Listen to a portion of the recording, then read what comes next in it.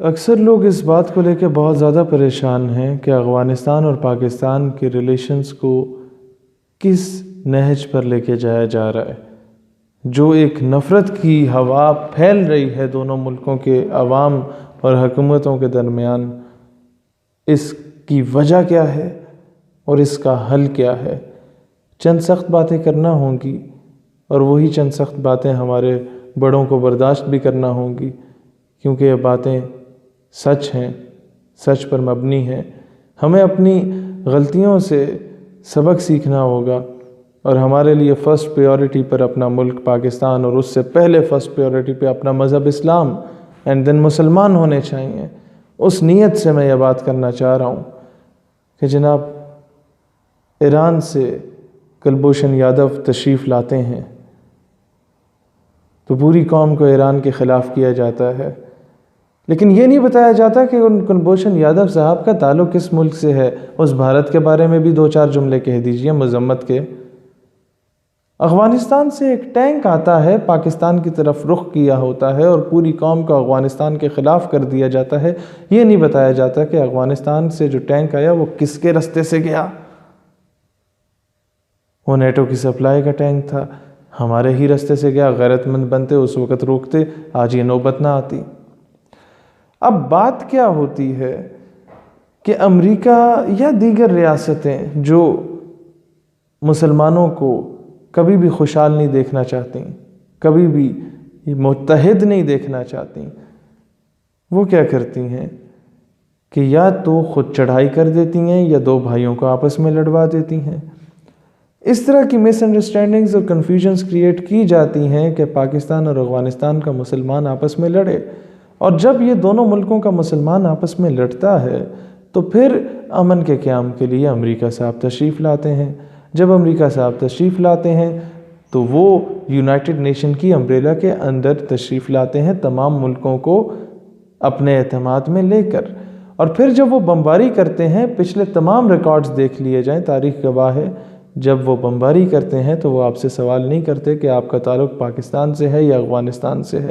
وہ سوال نہیں کرتے کہ تاسو پختون دے یا پنجابیان دے. وہ سوال نہیں کرتے کہ جناب آپ پنجابی ہیں، پٹھان ہیں، سندھی ہیں، بلوچی ہیں، کشمیری ہیں، بلتستانی ہیں یا افغانی ہیں. وہ سوال نہیں کرتے کہ آپ ہاتھ جوڑ کے نماز پڑھتے ہیں یا رفع ایدین کرتے ہیں یا ہاتھ باندھ کے نماز پڑھتے ہیں.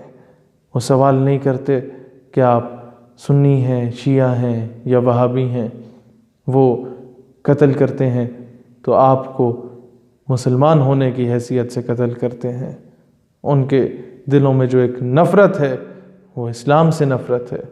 تو کیوں ہم مسلمان ایک پلیٹ فارم پہ اکٹھے نہیں ہوتے؟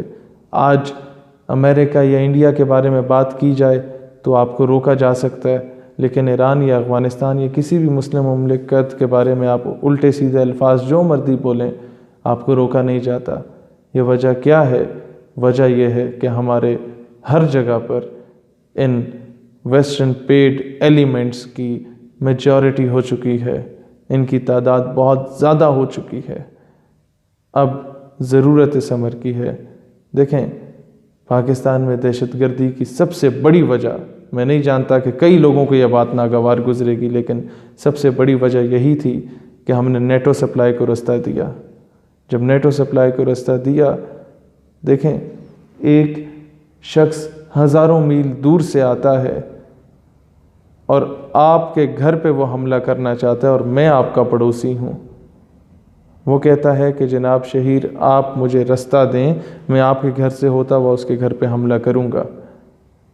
وہ جب حملہ کرتا ہے اور آپ کے پاس اتنی ٹیکنالوجی، اتنا اسلحہ نہیں ہوتا کہ آپ ہزاروں میل دور جائیں، اتنے وسائل نہیں ہوتے کہ آپ اسے جا کے ماریں. آپ اپنے غصہ اتارنے کے لیے یہ تو کرتے ہیں کہ جناب یہ بندہ آیا تو شہیر صاحب کے گھر سے ہوتے ہوئے آیا، تو شہیر صاحب جس غلط آدمی نے اس بندے کو رستہ دیا میرے گھر پہ حملہ کرنے کے لیے، کیوں نہ پہلے اس سے بدلہ لیا جائے.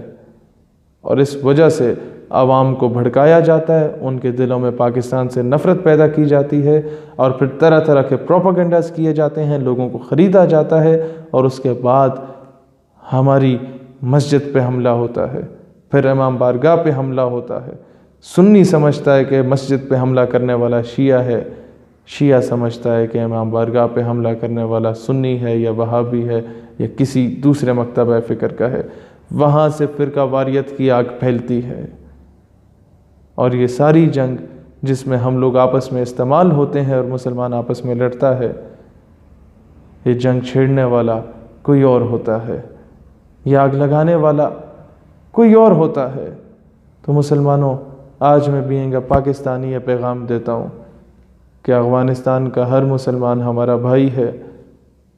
ہمیں آپ سے اتنی ہی محبت ہے جتنی ہمیں اپنے پاکستانیوں سے محبت ہے۔ خدا را آپ کی گورنمنٹ اسے سمجھنے کی کوشش کریں، وہ پپٹ گورنمنٹ ہے، وہ امریکن پیڈ گورنمنٹ ہے۔ اسی طریقے سے ہماری کئی گورنمنٹس گزری ہیں جو کہ پپٹ گورنمنٹس گزری ہیں، جو کسی اور کے اشاروں پہ چلتی تھیں۔ ضروری نہیں ہے کہ حکومت کی پالیسیز وہی ہوں جو کہ عوام کی امنگوں پر پورا اترتی ہوں، ضروری نہیں ہے۔ ہمیں آپ سے پیار ہے۔ یہ پیغام ایک پاکستانی کا آپ لوگوں کے لیے ہے۔ خدا را اپنے اندر جو ایک نفرت کی آگ ہے پاکستان کے بارے میں وہ ختم کریں، اور انشاءاللہ پوری دنیا کا مسلمان اکٹھا ہوگا، متحد ہوگا، اور سلطنت عثمانیہ کو دوبارہ عروج ملے گا۔ اور وہ دن دور نہیں۔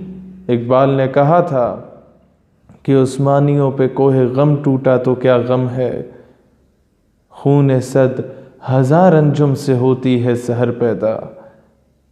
صبح ہونے سے پہلے ہزاروں ستاروں کو قتل کیا جاتا ہے، صبح ہونے سے پہلے ہزاروں ستاروں کو اپنی جانوں کا نذرانہ دینا پڑتا ہے، تب جا کے فتح کا سورج، صبح کا سورج طلوع ہوتا ہے۔